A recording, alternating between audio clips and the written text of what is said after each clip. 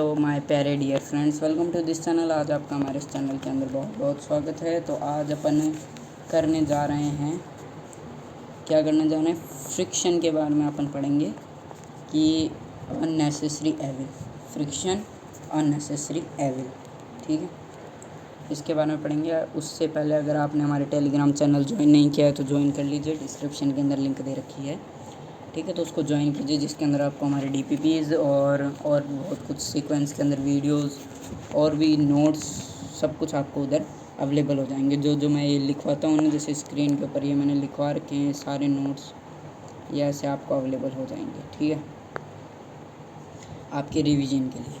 तो अब अपन स्टार्ट करते हैं अपना, ठीक है। उससे पहले मैं आपको थोड़ा पहले वाले के अंदर आपको सब कुछ पता ही है। स्लाइडिंग फ्रिक्शन के बारे में बताया था। स्टैटिक फ्रिक्शन यानी अगर कोई ऑब्जेक्ट रेस्ट के ऊपर है तो वो स्टैटिक फ्रिक्शन हो गया, और कोई स्लाइड कर रहा है ऑब्जेक्ट तो वो स्लाइडिंग फ्रिक्शन। और एक इम्पॉर्टेंट बात और मैंने आपको बताई थी, वो इधर लिखी हुई है। Remember that sliding friction is always लिखना भूल गया, always less than static friction. जो स्लाइडिंग फ्रिक्शन जो होता है ना, वो हमेशा स्टैटिक फ्रिक्शन से क्या होता है, कम होता है। स्टैटिक फ्रिक्शन समझ में आ गया, कोई रेस्ट ऑब्जेक्ट, ठीक है, और स्लाइडिंग फ्रिक्शन यानी कोई ऑब्जेक्ट स्लाइड कर रहा है, ठीक है, किसी सरफेस के ऊपर।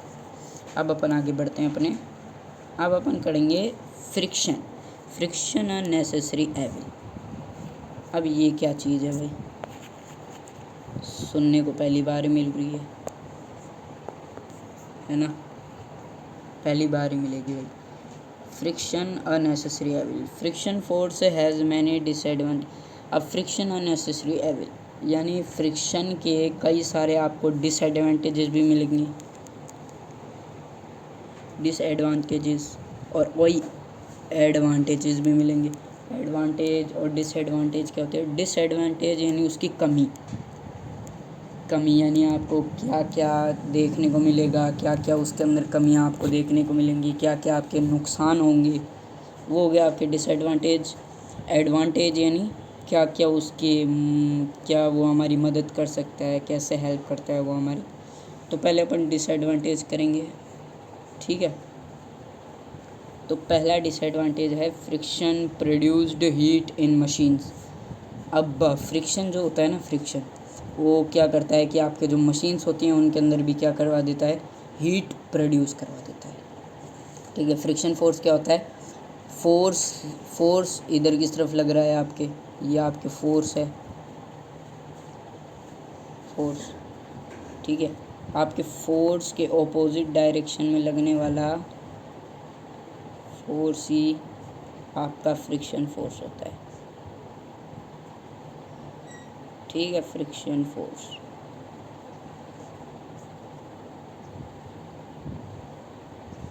ये आपको सबको क्लियर ही है,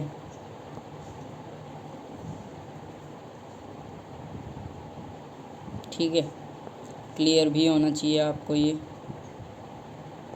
इम्पोर्टेंट भी है ना। ये एक ही एक चीज़ को मैं बार बार बता रहा हूँ, एक ही एक चीज़ को मैं बार बार पढ़ा रहा हूँ, तो यानी ये इम्पोर्टेंट है, ठीक है। फ्रिक्शन के बारे में आपसे पूछता है तो आपको पता होना चाहिए, ठीक है, आपको पता होना चाहिए फ्रिक्शन होता क्या है, इम्पोर्टेंट, ठीक है, इम्पोर्टेंट पी है ये, ठीक है। तो अब देखो भाई, तो अब ये क्या है, friction produce heat in machines के अंदर जो होता है, कभी कभार क्या, हाँ, कभी कभार फ्रिक्शन की वजह से क्या हो जाती है, स्पार्क प्रोड्यूस होता है। और स्पार्क्स यानी छोटी सी एक लाइटर जितना हीट सी, जैसे आप लाइटर जलाते हो, लाइटर के अंदर आपने देखा होगा छोटे छोटे क्या होते हैं, स्पार्क्स प्रोड्यूस होते हैं, उन्हीं से आप या पूरी क्या लग जाती है, आग, ठीक है। Friction cause wastage of energy, friction की वजह से क्या होता है, हमारे एनर्जी का वेस्टेज भी होता है, ठीक है। अब tyres of vehicles and slope of shoes wear out due to friction. अब जो व्हीकल्स हैं, व्हीकल्स के जो टायर्स हैं और जो जूतों के जो सोल हैं, ठीक है, सोल जो अपन बांधते हैं, ठीक है, बांधते हैं उनको, वो क्या हो जाते हैं, कभी कभार खुल जाते हैं। किसकी वजह से? वो भी फ्रिक्शन की वजह से। और friction slow down the motion, friction जो होता है वो मोशन को क्या कर देता है, एकदम धीरे कर देता है, कम कर देता है। अब इसके एडवांटेजेस भाई,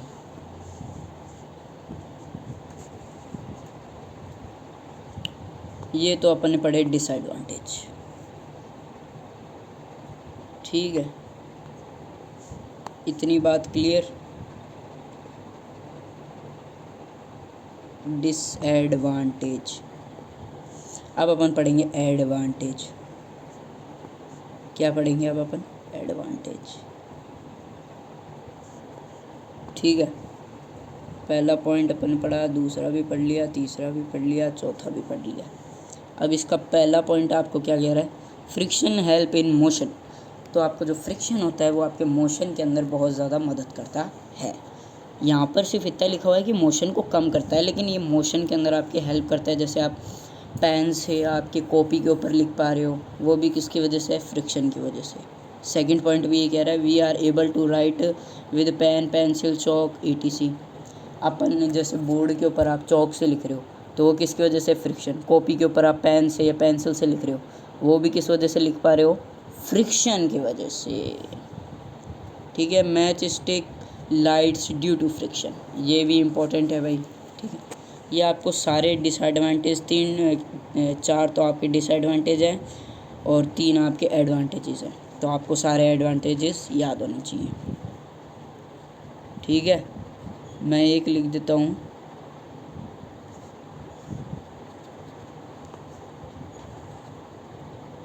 मैच स्टिक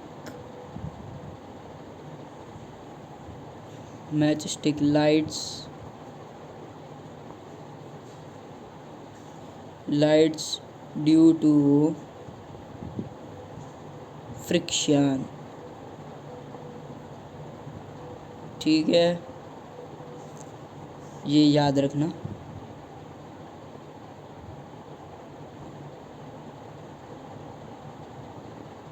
ठीक है, ये आपके थर्ड पॉइंट है, उसका लिख दिया हूँ मैं। अब इंक्रीजिंग एंड रिड्यूसिंग फ्रिक्शन, अब आपको अगर आप फ्रिक्शन को इंक्रीज़ करोगे और अगर आप फ्रिक्शन को कम करोगे तो आपको क्या क्या देखने को मिलेगा। पहला आपको रोलिंग फ्रिक्शन आपको पढ़ना है, यानी किसी भी सरफेस के ऊपर रोलिंग फ्रिक्शन, दूसरा टॉपिक है, ठीक है, टाइप है उसका। तो अगर आप किसी भी surface, the frictional force that exist between the surface in contact when a object roll over the surface of the other object is called rolling friction. यानी अगर आपका कोई सरफेस है, यानी आपका कोई फर्श है, ठीक है, आपकी ज़मीन है, यहाँ पे ज़मीन है जिसके ऊपर आप खड़े होते हो, ठीक है, उसके ऊपर आप कोई भी चीज़ रोल करवा रहे हो, यानी घुमा रहे हो, घुमा के उसका मोशन करा रहे हो, ठीक है। जैसे कोई पाइप है, आप पाइप चला रहे हो किसके ऊपर? ज़मीन के ऊपर पाइप चला रहे हो, तो पाइप क्या हो रहा है? रोल हो रहा है, और क्या कर रहा है? मोशन भी तो कर रहा है, आगे आगे बढ़ भी रहा है रोल कर करके, तो ये क्या हो गया आपका? रोलिंग फ्रिक्शन, ठीक है। अब मैं आपको एग्जांपल करवाऊंगा नहीं, ये आपको करने हैं, होमवर्क हैं ये आपके, ठीक है, ये आपके होमवर्क हैं। HW मैं आपको करवाऊंगा नहीं, ये आपके होमवर्क हैं, क्योंकि यहाँ पर मैंने आपको सॉल्यूशन भी दे रखे हैं, ये भी हैं, इस वजह से आपके क्या हैं? होमवर्क हैं।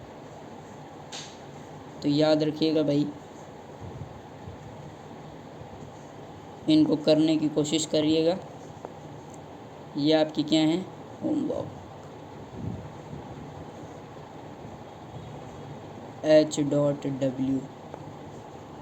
HW हैं ये आपके, ठीक है, नोट्स के अंदर भी आ जाएंगे भाई, ये करने हैं आपको, ठीक। सॉल्यूशन भी दे रखा है मैंने आपको यहाँ पर। अब आपको ये देखो यहाँ पर नीचे दे रखा है, रोलिंग फ्रिक्शन जो होता है वो छोटा है स्लाइडिंग फ्रिक्शन से, और स्लाइडिंग फ्रिक्शन छोटा होता है स्टैटिक फ्रिक्शन से। अब अपन यहाँ पर बात कर लेते हैं किसकी? Types of friction.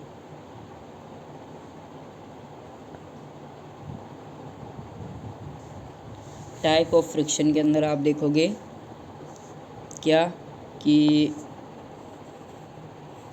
Rolling friction,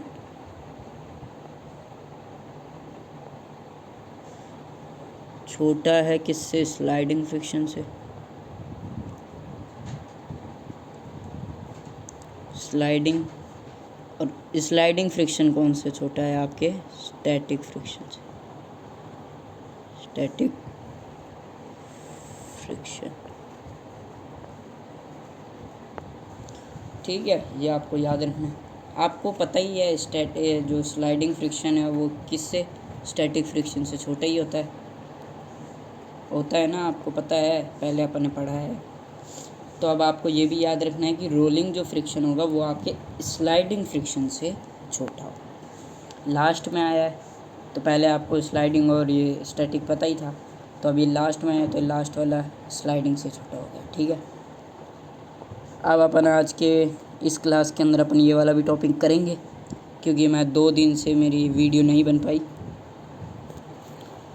तो अब अपन आगे किस तरह बढ़ते हैं। पीछे वाले आपको समझ में आ गए होंगे दोनों। ये वाला मैंने आपको एक होमवर्क दिया है, पीछे वाले के अंदर इतनी कुछ था नहीं। डिसएडवांटेज के बारे में अपन ने बात की थी। अब मेथड ऑफ इंक्रीजिंग फ्रिक्शन। अब फ्रिक्शन इंक्रीज़ कैसे कर सकते हैं? यहाँ पर देखो, ये देखो, ये नीचे आपको पढ़ रहा है, पढ़ना। इंक्रीजिंग और reducing friction. Friction desirable increased और डिक्रीज्ड बाय यूजिंग सब मेथड्स। कैसे इंक्रीज होता है, कैसे डिक्रीज? अब पहले अपन पढ़ेंगे इंक्रीज के बारे में। तो अगर अपन friction can be increased by making the surface rough, अगर अपन अपनी सरफेस को रफ बनाएंगे तो फ्रिक्शन क्या होगा? इंक्रीज होगा। Example, athlete shoes are provided with the springs. अगर अपन सरफेस को क्या बनाएंगे? रफ, तो फ्रिक्शन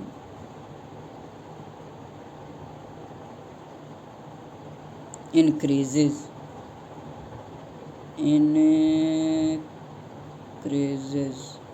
ठीक है।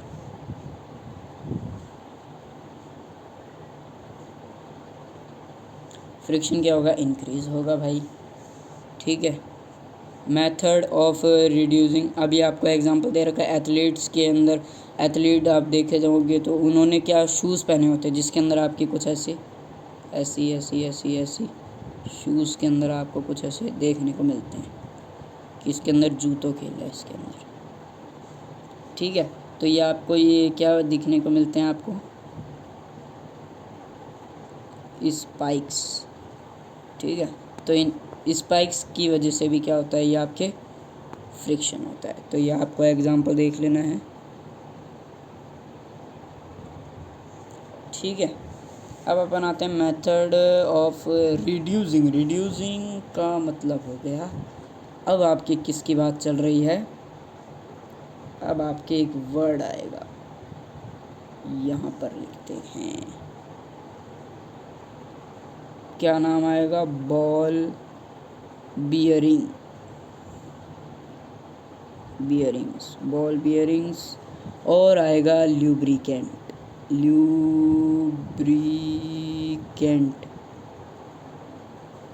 ल्यूब्रिकेंट्स। ये दो जो हैं वो किसके अंदर हैं? रिड्यूसिंग फ्रिक्शन के अंदर, ठीक है।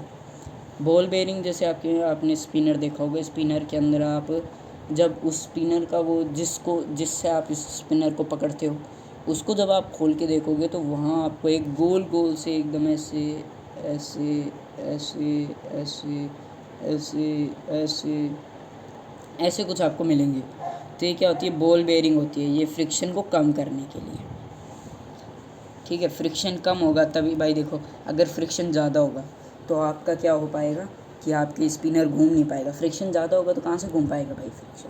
आपको पता है फ्रिक्शन क्या करता है? मोशन को कम करता है। आपने इधर पढ़ा था, है ना, नीचे करेंगे अपन, यहाँ पर आपने पढ़ा था यहाँ पर डिसएडवांटेज के अंदर फ्रिक्शन कम करता है, ठीक है। तो अगर फ्रिक्शन होगा ही नहीं, फ्रिक्शन नहीं होगा तो वो स्पिनर आराम से घूम पाएगा। तो बॉल बेयरिंग और ल्यूब्रिकेंट्स होते हैं, तो ये क्या करते हैं, अपने फ्रिक्शन को रिड्यूस करते हैं। अब फ्लूइड फ्रिक्शन क्या होता है भाई?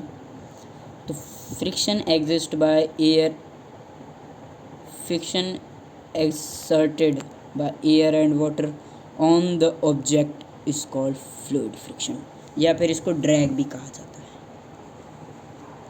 क्या कहा जाता है इसको? ड्रैग, ड्रैग, ठीक है, ड्रैग भी कहा जाता है इसको। तो जैसे आपके पानी के अंदर, पानी में जो फ्रिक्शन फोर्स लगता है, या हवा में जो फ्रिक्शन फोर्स लगता है, हवा में कैसे? हवा में आपका एग्जांपल हो गया एरोप्लेन। पानी में कैसे? पानी के अंदर आपका एग्जांपल हो गया मछलियाँ, फिशेज, ये सब कुछ। The fluid friction depend on the nature of the fluid, shape of the object and the speed of the object. Object की स्पीड्स के ऊपर डिपेंड करता है वो, ऑब्जेक्ट के शेप के ऊपर भी डिपेंड करता है वो, ठीक है, और फ्लूइड के नेचर के ऊपर भी डिपेंड करता है। फ्लूइड का नेचर कैसा है भाई, उसके ऊपर भी करेगा। ऑब्जेक्ट का शेप कैसा है, ठीक है, उसके ऊपर भी करेगा। अब ऑब्जेक्ट का शेप, ठीक है, उसकी स्पीड कितनी है, कितनी स्पीड से आ रहा है वो, यानी आपको ये समझ में आ जाना चाहिए कि पानी के अंदर और हवा के अंदर, इनके अंदर भी क्या मौजूद होता है? फ्रिक्शन फोर्स मौजूद होता है, फ्रिक्शन फोर्स मौजूद होता है। ये वाला आप करिएगा खुद ही, या मतलब आपको सिर्फ पढ़ना ही है, बाकी इतना इम्पोर्टेंट है नहीं ये। इम्पोर्टेंट है तो मैं आपको बता देता हूँ। Why the shape of the aeroplane is streamline, the streamline shape do not lose much energy in overcoming friction as they experienced minimum friction and move in fluids easily. That's why the shape of vehicles made in fluid is streamlined. अब fluid के अंदर यानी पानी के अंदर कैसे चलाते हैं भाई? पानी देखो, फ्लूइड इस वाले, ये तो फ्लूइड फ्रिक्शन है, ठीक है, इसकी बात नहीं कर रहा मैं आपको एक एग्जांपल दे रहा हूँ। किसके अंदर? वाटर के अंदर। वाटर के अंदर आपके सबमरीन होते हैं, नाव होते हैं, उनके अंदर भी फ्रिक्शन होता है। अभी इसने बोला है कि एरोप्लेन को जो है वो स्ट्रीमलाइन कैसे बनाया जाता है। तो स्ट्रीमलाइन शेप क्यों बनाया जाता है? जिससे क्या हो, एनर्जी ज़्यादा लूज़ ना हो, ठीक है, और फ्रिक्शन क्या होगा? फ्रिक्शन मिनिमम हो। एरोप्लेन को आप आगे से देखते हो एकदम, ठीक है, आगे से देखा होगा, आगे से एकदम तीखी सी तो नहीं होती, आगे से आप देखते हो, आगे से एकदम कैसी होती है एरोप्लेन? ऐसी। कैसी होती है एरोप्लेन? आगे से एकदम ऐसी होती है। क्या हो गई आपकी एरोप्लेन, ठीक है।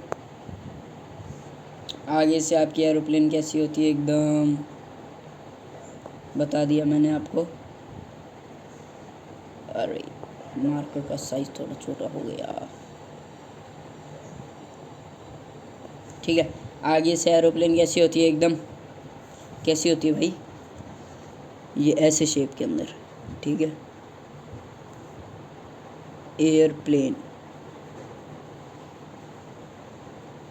एरोप्लेन, ठीक है, एरोप्लेन आपको ऐसी दिखाई देती है, ठीक। ओके भाई, यहाँ पर अपने एरोप्लेन के बारे में बात करें। अब ये क्यों बनाई जाती है? मिनिमम फ्रिक्शन की वजह से, ताकि फ्रिक्शन फोर्स क्या हो? मिनिमम। फ्रिक्शन फोर्स मिनिमम हो जाएगा, जिससे आसानी से अपना मोशन हो पाएगा हवा के अंदर, ठीक है। And move in fluid easily, ये देखो ये लिखा हुआ है ना, फ्लूइड्स इजीली। फ्लूइड्स का मतलब यहाँ पे, फ्लूइड्स का मतलब आपका पानी वानी से नहीं है, फ्लूइड्स का मतलब आपका एयर और वाटर दोनों से, ठीक है। अब यहाँ पर देखिए, the streamline shape are narrow from the front and border at the back like bird and aeroplanes फिर this stream shaped offered minimum friction and help the object to move easily. ये बताया मैंने। आगे क्या होता है, स्ट्रीमलाइन्ड वो होता है आपका स्ट्रीमलाइन्ड शेप किस वजह से बनाया जाता है, ताकि अपना जो ऑब्जेक्ट है वो आसानी से क्या कर सके, मूव इजीली, आसानी से मूव कर सके, मोशन कर सके। इस वजह से अपन आगे क्या बनाते हैं, एकदम स्ट्रीमलाइन्ड शेप। ठीक है, स्ट्रीमलाइन्ड शेप बनाते हैं अपन। ओके भाई दोस्तों, इतनी बात आपको समझ में आ गई। ओके, ये आपका होमवर्क था। वैसे चलो मैंने आपको बता दिया, लेकिन आपको उस वाले को करके आ जाना। ठीक है, और ये वाला पेज अपना ऐसे खाली गया है। ठीक है, बाकी अपन ने इधर अपन ने सारी की सारी डिस्कशन कर लिया।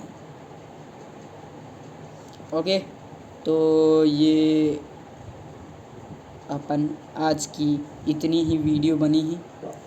ठीक है, आज की वीडियो इतनी ही। अपन मिलेंगे नेक्स्ट। अब अपना हो चुका है चैप्टर 9 कंप्लीट हो चुका है। कौन सा, फ्रिक्शन